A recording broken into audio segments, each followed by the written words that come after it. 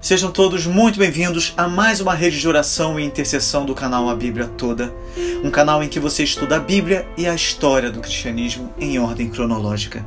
Eu sou Edgar de Oliveira, é um prazer ter vocês aqui, meus irmãos. Toda quinta-feira, às 22 horas, nós estamos juntos estudando a Palavra de Deus e orando.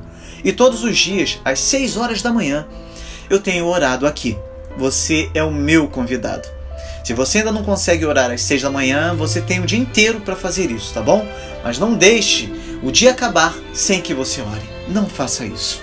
Os benefícios da oração são preciosos demais para que você perca a oportunidade que Deus te dá de ser alvo de bênçãos tão especiais. Então, meus irmãos, orem. Orem muito. Orem mesmo sem vontade, até ficar com vontade. Mas nunca deixem de orar. Nunca. Orar é falar com Deus. E nunca houve alguém que tenha adquirido o hábito de orar que não tenha sido ricamente abençoado. Embora a nossa oração não mude a Deus, ela muda a cada um de nós, e quando isso acontece, tudo muda. Esse é um conhecimento que você adquire na medida em que ora e estuda a Palavra de Deus. Hoje nós analisaremos o Salmo 94, que nos apresenta um antigo enigma. Por que prosperam os ímpios? O salmista vê malfeitores no poder e sofre sob as suas opressões. A sua percepção da soberania divina, sobre a qual ele tinha estado cantando no salmo anterior, o leva a apelar a Deus como o grande juiz da terra. Isso ele faz com muita veemência e importunismo, evidentemente latejando sob o chicote do opressor. Confiante na existência de Deus e certo da sua observação pessoal das obras dos homens, o salmista repreende os seus adversários ateus e proclama o seu triunfo no seu Deus. Ele também interpreta a severa dispensação da providência como sendo, na verdade, castigos muito instrutivos, e assim sendo, ele considera que são felizes os que a suportam. Sim, vocês verão que esse salmo nos apresenta outro exemplo de um homem de bem, perplexo diante da prosperidade dos ímpios, alegrando seu coração ao se lembrar de que existe, afinal, um rei no céu, por quem todas as coisas são governadas para sempre. Este salmo começa assim: Ó Senhor, Deus da vingança, ó Deus da vingança, manifesta teu esplendor. Levanta-te, ó juiz da terra, dá aos orgulhosos o que merecem. Aqui o salmista expressa seu desejo de que a justiça seja feita. Nós temos orado continuamente por isso, meus irmãos, e é bastante apropriado desejar a justiça pela piedade por aqueles que sofrem injustamente. Quem pode ver uma nação escravizada, ou até mesmo um indivíduo pisoteado, sem clamar para que o Senhor se levante e vingue a causa justa? Assim como o abundante pecado da humanidade exige uma atitude justa, o salmista clama a Deus para que ele se levante e dê aos orgulhosos o que merecem. E o que é que eles merecem? Eles merecem receber de Deus, a medida por medida, uma justa retaliação, golpe por golpe. O salmista assim invoca as retribuições da justiça com palavras claras, e seu pedido é precisamente aquilo que a inocência paciente suporta em silêncio quando seus olhares de angústia apelam para o céu. Até quando, Senhor? Até quando os perversos se alegrarão de suas maldades? Até quando falarão com arrogância? Até quando os que praticam o mal contarão vantagens?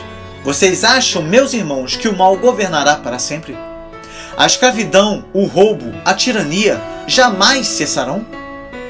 Uma vez que existe certamente um Deus justo no céu, armado com um poder infinito e ilimitado, certamente deverá haver, cedo ou tarde, um fim para o predomínio do mal, e a inocência deverá um dia encontrar um defensor. Este até quando do texto é a queixa amarga de todos os justos em todas as gerações e expressa o assombro causado por este grande enigma da providência, a existência e a predominância do mal. O som de até quando é muito similar a um uivo, como se fosse uma das mais tristes maneiras em que a infelicidade se expressa. Muitas vezes, esta amarga queixa foi ouvida nas masmorras da Inquisição, nos açoitamentos da escravidão e nas prisões da opressão. No devido tempo, Deus irá divulgar a sua resposta, mas esse não será o final completo. Esmagam o teu povo, Senhor, oprimem os que pertencem a ti, matam viúvas e estrangeiros e assassinam órfãos. A opressão e o desprezo têm o poder de nos esmagar, não é verdade, meus irmãos? O povo de Deus é perseguido exatamente por ser o povo de Deus, e este é um forte apelo para a interposição divina. Notem, amados irmãos, que aqueles que estão moídos e são pisados não são estrangeiros, mas os escolhidos do Senhor. O salmista está descrevendo uma situação terrível de seu tempo. A lei de Deus recomenda os pobres à bondade dos homens bons. E é terrível que eles sejam vítimas não apenas de fraude, mas também de assassinato. Uma conduta tão cruel não ficará impune, vocês podem ter certeza. Então, quanto tempo Deus permitirá que seu povo seja presa de adversários tão cruéis que matam viúvas e estrangeiros e assassinam órfãos? Vocês acham que uma conduta desumana como esta não provocará o Senhor? As lágrimas das viúvas, os gemidos dos estrangeiros e o sangue dos órfãos serão derramados em vão? Tão certamente como existe um Deus no céu, Ele visitará aqueles que perpetram tais crimes. Ainda que Ele os tolere por muito tempo, haverá um dia em que a justiça do justo juiz será estabelecida e ninguém poderá escapar. O Senhor não vê, eles dizem. O Deus de Israel não se importa. Pensem melhor, tolos. Quando vocês, insensatos, entenderão? Acaso é surdo aquele que fez os ouvidos? É cego aquele que formou os olhos? Aquele que castiga as nações não os castigará? Aquele que tudo sabe, não sabe o que vocês fazem? A arrogância e iniquidade dos ímpios está em sua cegueira, pois imaginam que Deus é cego.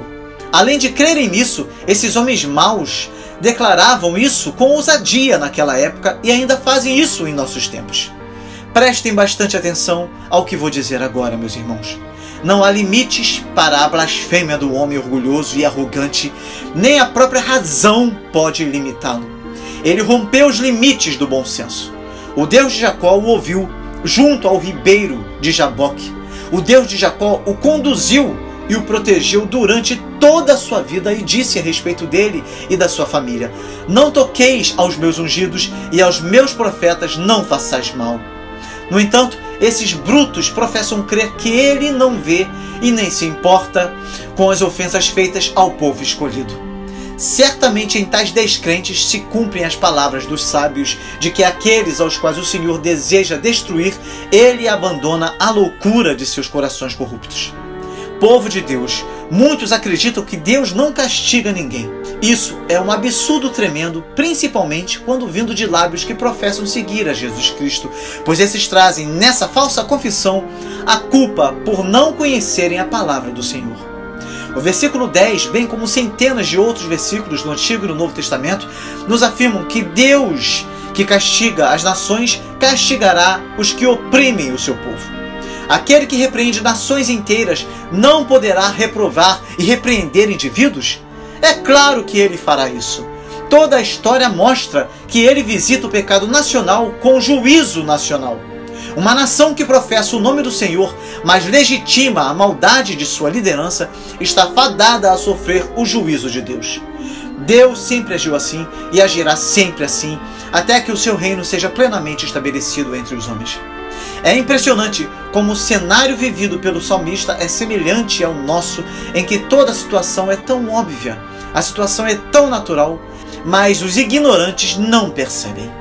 O crente mais sincero frequentemente se sente como se pudesse dizer: não vale a pena discutir com vocês. Se vocês fossem homens razoáveis, estas coisas seriam óbvias demais e não precisariam ser declaradas aos seus ouvidos. Há momentos em que a única coisa que podemos fazer, meus irmãos, é orar para que o Senhor faça o que precisa ser feito, para que os que dormem acordem, para que os indiferentes despertem de seu sono terrível, para que os que levantam as mãos em adoração a Deus entendam que Ele não se compraz com a injustiça, pois não se opor ao erro é aprová-lo, não defender a verdade é negá-la. Tomás de Aquino, o maior especialista no direito natural, foi quem afirmou isso. É terrível ver o agir dos ímpios, como se Deus não pudesse ver toda a sua podridão. Mas pior ainda é assistir à mornidão de pessoas que dizem caminhar com o Senhor, mas que estão de mãos dadas com aqueles que praticam a mentira e oprimem as pessoas. Vejam só, irmãos, o que o Senhor pensa do homem. O Senhor conhece os pensamentos dos homens, que são vaidade.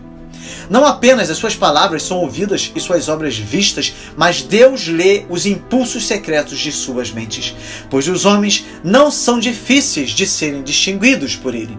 Diante dos seus olhos, eles são apenas vaidade. Na opinião do Senhor, não é importante conhecer os pensamentos de peças tão transparentes de vaidade como é a humanidade. Ele os resume em um momento como pobres coisas vãs. Este é o sentido do original. Os pensamentos, a melhor parte, a porção mais espiritual da natureza do homem, até mesmo isto é pura vaidade e nada além disto. Pobre homem! No entanto, uma criatura como essa se vangloria, brinca de monarca, tiraniza seus companheiros vermes e desafia o seu Deus. A loucura se mistura com a vaidade humana, como a fumaça com o fogo, para torná-la mais repugnante, mas não mais substancial do que teria sido sozinha. Como são loucos aqueles que pensam que Deus não conhece seus atos, quando a verdade é que os seus vãos pensamentos são todos percebidos por Ele. Como é absurdo menosprezar a Deus quando, na verdade, nós não somos nada aos seus olhos. Glória a Deus por Jesus Cristo, cujo sacrifício nos permitiu nos achegar a Deus como filhos redimidos. Feliz é todo aquele que, apesar da vaidade existente em sua natureza, pode chamar Deus de Pai e tem o privilégio de ser disciplinado por Ele, como um pai amoroso disciplina seu filho. Feliz é aquele a quem disciplinas, Senhor, aquele a quem ensinas tua lei. Tu lhe dás alívio em tempos de aflição, até que se abra uma cova para os perversos. Aqui, o salmista expressa uma mente que se acalma diante do Senhor, pois mais aflito que o crente esteja, tudo está bem. Embora ele possa não se sentir bem-aventurado, enquanto sente o peso da vara da punição, da correção de Deus, ainda assim ele é bem-aventurado, ele é feliz, ele é precioso aos olhos de Deus, ou o Senhor não se daria o trabalho de corrigi-lo. E feliz sempre é o resultado da correção de Deus. Todo cristão deveria se lembrar de que o Senhor jamais o abandonará, e assim as aflições do tempo presente são usadas por Deus para ensinar, para treinar os seus filhos. No fim das contas, tudo coopera para o bem daquele que ama a Deus. Eu vou deixar isso ainda mais claro, tá, meus irmãos? O livro e a vara, a lei e o castigo andam juntos e são duplamente úteis, sendo encontrados em conexão. A aflição sem a palavra é um forno para o metal, mas não há fluxo que auxilie a purificação. A palavra de Deus provê esta necessidade e torna eficaz a terrível provação. Afinal, a bênção de Deus pertence muito mais àqueles que sofrem sob a mão divina do que àqueles que fazem sofrer os outros. É muito melhor clamar como um homem sob a mão do nosso Pai Celestial do que urrar e enfurecer-se como um bruto e trazer sobre si mesmo um golpe mortal do destruidor do mal. O crente angustiado está sendo instruído, ele está em treinamento para algo mais elevado e melhor, e tudo que ele enfrenta está contribuindo para o seu maior bem. Por isso, ele é um homem bem-aventurado, por mais que as suas circunstâncias externas possam dizer o oposto. Jamais se esqueçam, meus irmãos, de que a mão que castiga e o livro que instrui são santificados para nós, de modo que aprendamos a descansar no Senhor. Nós vemos que o seu objetivo é o nosso benefício eterno e por isso permanecemos quietos sob todas as providências de tentação e perseguições amargas, esperando o nosso momento. O poderoso caçador está preparando a cova para os brutos. Eles estão espreitando e atacando as ovelhas, mas logo serão capturados e destruídos. Por isso, o povo do Senhor aprende a descansar nos dias da adversidade e aguardar para desfrutar o prazer que lhes é concedido pelo Senhor, seu Deus.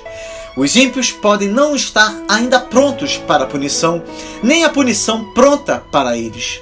O inferno é um lugar preparado para um povo preparado. Assim como os dias de graça amadurecem os santos para a glória, também os dias de devassidão ajudam os pecadores a apodrecer na corrupção da destruição eterna. Pois o Senhor não rejeitará seu povo, não abandonará os que lhe pertencem.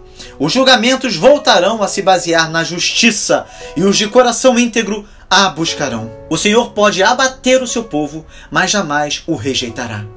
Durante ferozes perseguições, os santos foram capazes de pensar que o Senhor tinha abandonado as suas próprias ovelhas e os tinha entregado aos lobos. Mas isso jamais aconteceu, nem jamais acontecerá, pois o Senhor não retirará o seu amor, nem desamparará a sua herança.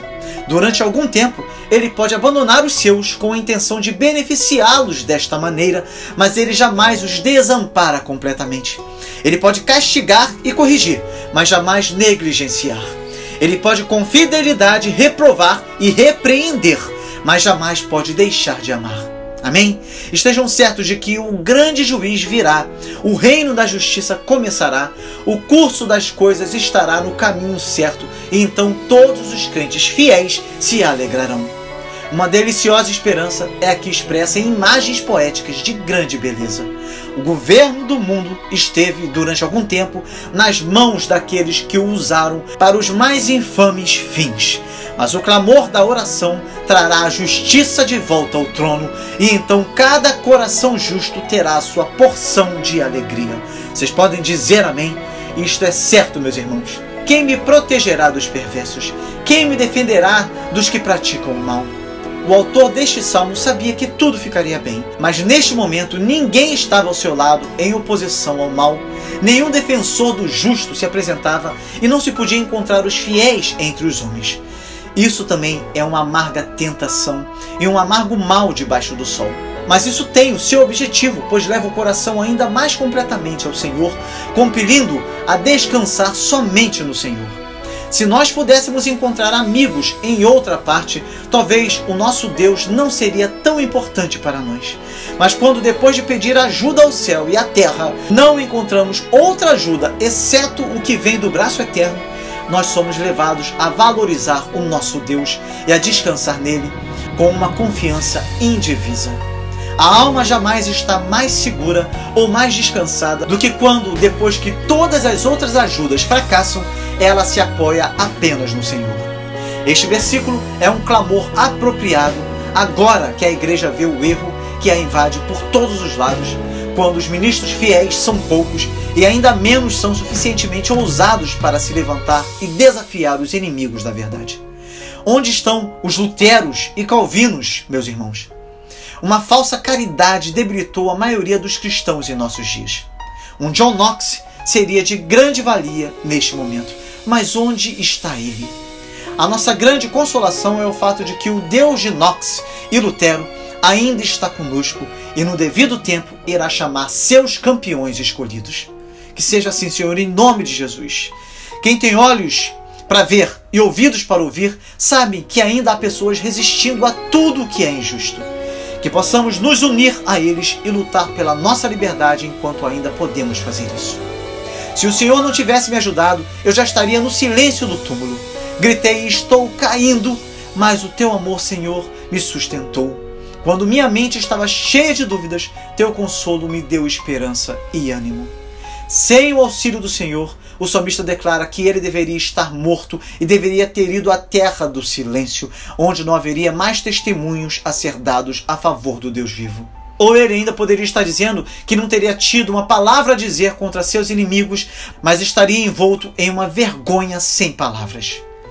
Bendito seja Deus, nós ainda não fomos reduzidos a essa condição, meus irmãos, pois o Senhor Todo-Poderoso ainda é o ajudador de todos os que confiam nele. A nossa alma interior se curva quando nós vemos as vitórias dos inimigos do Senhor. Não podemos tolerar isso. Nós cobrimos nossas bocas com confusão, mas Deus se levantará e defenderá a sua causa. Por isso, devemos nós ter esperança. É verdade que com muita frequência sentimos as nossas fraquezas e vemos o perigo que corremos, e com temor e tremor clamamos a Deus. Em tais ocasiões, nada pode nos ajudar, exceto a misericórdia. Não podemos apelar a nenhum mérito fantasioso, pois sentimos que é o nosso pecado inato que faz com que nossos pés estejam tão prontos a falhar conosco. A nossa alegria é o fato de que essa misericórdia dura para sempre e está sempre à mão para nos arrancar do perigo e nos sustentar, porque caso contrário, meus irmãos, cairíamos para a nossa destruição. Ó fiel protetor de nossas almas, sê enaltecido para todo sempre. Nós bendiremos ao Senhor em todos os momentos. O seu louvor estará continuamente em nossas bocas. Podem os líderes injustos, aqueles cujos decretos permitem a injustiça, afirmar que Deus está do lado deles? Juntam-se contra os justos e condenam os inocentes à morte. Aqueles que são instrumentos de injustiça, os mentirosos, os que oprimem as pessoas, os que praticam toda sorte de iniquidade, podem até afirmar que Deus está do lado deles, mas isso é um grande engano, pois eles sabem no fundo de suas almas que suas alegações são falsas. Deus não faz aliança com nenhuma autoridade injusta, meus irmãos. Ele não sanciona nenhuma legislação injusta. Eles legalizam o roubo e a violência, e então alegam que é a lei da terra. E realmente assim pode ser, mas é uma iniquidade. Com grandes cuidados, os homens preparam decretos que pretendem sufocar todos os protestos, de modo a fazer do pecado uma instituição permanente. Mas um elemento é necessário para o verdadeiro conservadorismo, que é a justiça. E na falta dela, todos os arranjos dos detentores do poder chegam ao fim. E todos os seus decretos são, no decorrer do tempo, apagados do livro de estatutos. Nada pode durar para sempre, exceto o direito imparcial. Nenhuma injustiça pode ser permanente, pois Deus não colocará o seu selo sobre ela, nem terá nenhuma comunhão com ela. E por isso ela deve vir abaixo. Sim, ela deve vir abaixo. E feliz será o dia em que ocorrer a sua queda. Mas o Senhor é a minha fortaleza, meu Deus é a rocha onde me refugio. Deus fará os pecados dos perversos caírem sobre eles. Ele os destruirá por suas maldades. O Senhor, nosso Deus, os destruirá. Que os ímpios se congreguem como quiserem, meus irmãos, mas nós não devemos ter medo, devemos sim cantar de forma doce. O Senhor é a nossa fortaleza, nosso Deus é a rocha onde nos refugiamos. O amor do Senhor é firme como uma rocha, e para lá nós nos dirigimos em busca de abrigo. Nele e somente nele encontramos a segurança, por mais que se enfureça o mundo. Nós não pedimos ajuda aos homens, mas nos contentamos em fugir para o seio da onipotência. O resultado natural da opressão é a destruição do déspota. As suas próprias iniquidades o esmagarão em pouco tempo. Cremos assim. A providência traz retaliações tão notáveis quanto justas. Grandes crimes, no final, trazem juízos pesados para varrer os homens maus da face da terra. O próprio Deus se interpõe de uma maneira especial e encurta a carreira dos tiranos enquanto estão ainda realizando seus crimes. Os ímpios frequentemente são presos em flagrante pelos executores da justiça divina, com as evidências da sua culpa sobre eles mesmos. Enquanto o pão roubado está em suas bocas, a ira os mata. Enquanto o ouro obtido ilicitamente ainda está nas suas tendas, o juiz os alcança. O próprio Deus os visita visivelmente e revela o seu próprio poder no seu ataque. O Senhor nosso Deus os destruirá. É assim que devemos enxergar as situações adversas, meus irmãos, pois a fé lê o presente à luz do futuro e conclui o seu canto sem tremer nenhuma nota. Aleluia, aleluia, glória a Deus, glória a Deus. Oh, meus amados, agora nós iremos orar. Então aproveitem para colocar seus pedidos de oração nos comentários para que possamos continuar orando durante a semana também. Ore comigo. Senhor nosso Deus, sabemos que a Tua vingança é em grande parte um remédio para o mal. Somente o Senhor é o Deus das vinganças. Pois nós, quando pensamos que infligimos uma punição ao nosso inimigo, estamos frequentemente muito enganados, pois agindo de forma vingativa, expressamos toda a nossa amargura e nos igualamos aos nossos opressores. Que o Senhor nos faça compreender que aquilo que nos fere, que nos traz o mal e a vergonha, é o espírito do nosso inimigo. E nós não conseguimos prender este espírito. Apenas o Senhor pode fazer isso, pois somente o Senhor tem tal poder, de modo que de nenhuma maneira o espírito poderá escapar à sua força. Ó Senhor, somente o Senhor pode exercer a verdadeira justiça de forma plena, retribuindo a ofensa que foi feita sem qualquer excesso. Não permita, Senhor, que venhamos a alimentar sentimentos ruins dentro de nós. O Senhor Jesus nos ensinou a amar até mesmo os nossos inimigos e a orar pelos que nos perseguem. O Senhor pode mudar até mesmo o mais duro dos corações. Contudo, o Senhor jamais fará com que o homem deixe de pagar pelos crimes cometidos contra o seu próximo, pois o verdadeiro amor não se alegra com a injustiça, mas se regozija com a verdade. Ainda que a impunidade seja estabelecida em nosso meio, o Senhor fará justiça. Senhor, nós clamamos a Ti em meio às nossas preocupações e angústias. Concede-nos a paz e a confiança para descansar em Tua justiça, sabendo que És o Juiz Supremo. Fortalece-nos para resistir às adversidades e seguir Teus caminhos de retidão. Buscamos refúgio e conforto em Ti em tempos de aflição. Olha para os nossos corações, muitas vezes angustiados com toda a maldade que nos rodeia, e concede-nos, Senhor, Tua graça para superar os desafios que enfrentamos. Que a Tua palavra nos guie e nos console, fortalecendo nossa fé. Ouve nossa oração, Senhor, e sê nossa rocha e fortaleza. Ó Pai Celestial, nós reconhecemos que a justiça provém de Ti, e é em Tua soberania que confiamos. Quando nos sentirmos oprimidos pelo mal, ajuda-nos a permanecer firmes em nossa fé, sabendo que Tu és o nosso auxílio. Capacita-nos a viver uma vida de retidão e gratidão. Senhor, como a comunidade da fé, nos unimos em oração, pois queremos descansar em Tua promessa de que a justiça prevalecerá. Concede-nos discernimento para distinguir o certo do errado e a coragem de agir com retidão em nosso meio. Que a Tua verdade e amor nos guiem em nossa jornada. Nós Te pedimos que estejas conosco em todas as circunstâncias. Quando nos sentimos tentados pela ansiedade e dúvida, ajuda-nos a encontrar refúgio em Tua presença. Que a Tua paz reine em nossos corações e que possamos viver de acordo com os Teus preceitos. Venha visitar a cada um que está orando a Ti nesta hora, Senhor. Que cada pedido colocado nos comentários seja contemplado por Ti. Que a Tua igreja seja fortalecida e que todo aquele que tem sofrido as mais variadas perseguições seja fortalecido. Nós nos aproximamos de Ti com humildade e reverência, pedindo a Tua intervenção divina pelo estabelecimento da justiça em nossa nação. Reconhecemos que a justiça é um dos alicerces da sociedade e um reflexo de Tua vontade para o nosso povo. Pedimos que a Tua luz brilhe sobre nossos líderes, legisladores, juízes e todos os envolvidos na administração da justiça. Concede-lhes sabedoria para discernir o que é certo e justo em todas as situações. Inspira-os a agir com integridade, imparcialidade e compaixão em todos os casos, Senhor.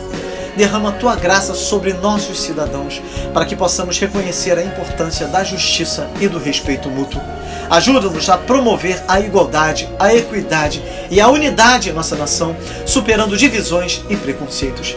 Senhor, oramos por todas as vítimas de injustiça, por aqueles que sofrem em silêncio e por aqueles que buscam redimir-se.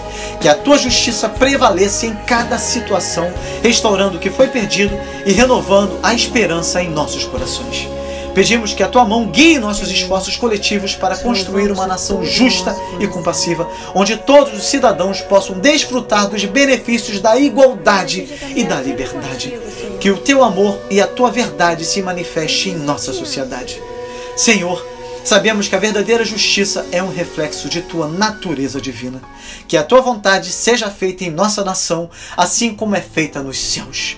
Confiamos em Ti para guiar-nos nesse caminho de retidão. Em nome de Jesus Cristo, nosso amado Salvador, é que oramos. Amém. Glória a Deus. Glória a Deus. Que momento precioso, não é verdade, meus irmãos? Eu peço que vocês agora compartilhem essa oração com seus contatos, para que outras pessoas possam orar conosco e possam ser grandemente abençoados, assim como nós fomos abençoados. Se você ainda não se inscreveu no canal, inscreva-se agora, tá bom? Que Deus te abençoe muito e até o próximo vídeo com a graça de Deus.